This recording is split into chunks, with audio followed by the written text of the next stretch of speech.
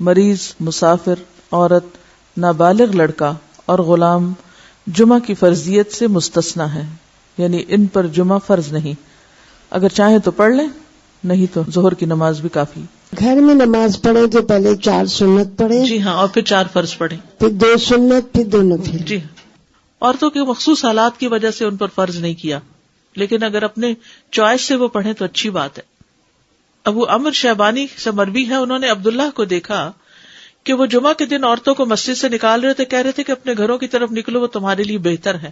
یعنی کوئی یہ نہ سمجھے کہ عورت کے لیے جمعہ پڑھنا یہ جمعے سے محروم ہونا کوئی بہت بڑی محرومی ہے، وہ گھر میں بھی نماز پڑھیں گی تو ان کو وہ اجر مل جائے گا۔ اصل میں عورتوں کو تیار کرنا ہوتا ہے مردوں کو کہ وہ ٹائم پر جمعے کے لیے نکلیں، کہ عورتوں کو گھر اس لیے رہنے کی ضرورت ہے کہ وہ مردوں کو تیار کر سکیں کہ وہ جمعے پہ جائیں وقت پر۔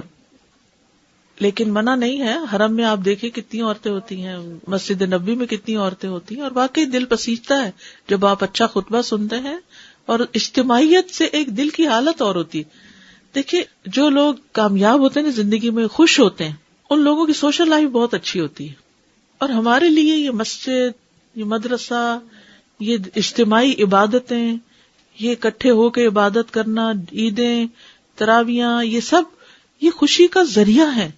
جو شخص صرف اکیلا ہو جاتا ہے نا، وہ کبھی خوش نہیں ہو سکتا، کبھی۔ بہت سے لوگ اپنی کوئی چیز کسی کے ساتھ شیئر کرنا ہی نہیں چاہتے، نہ اپنی کوئی صلاحیت، نہ اسکل، نہ کوئی کھانا پینا، نہ کوئی اور اپنا وقت، نہ قوت، کچھ بھی نہیں۔ وہ خود ہی خود ہر چیز انجوائے کرنا چاہتے ہیں، ان کی ساری انجوائمنٹ ختم ہو جاتی، ڈپریشن کا شکار ہو جاتے ہیں۔ ڈپریشن کا بہترین علاج ہے، کیوں کہا گیا مریض کی عادت کرو، کیوں کہا گیا جنازے پہ جاؤ اور بعد میں گھر والوں کا خیال رکھو، تاکہ وہ سنبھلے رہیں، تنہائی کا شکار نہ ہو، سبق بھی حاصل کریں۔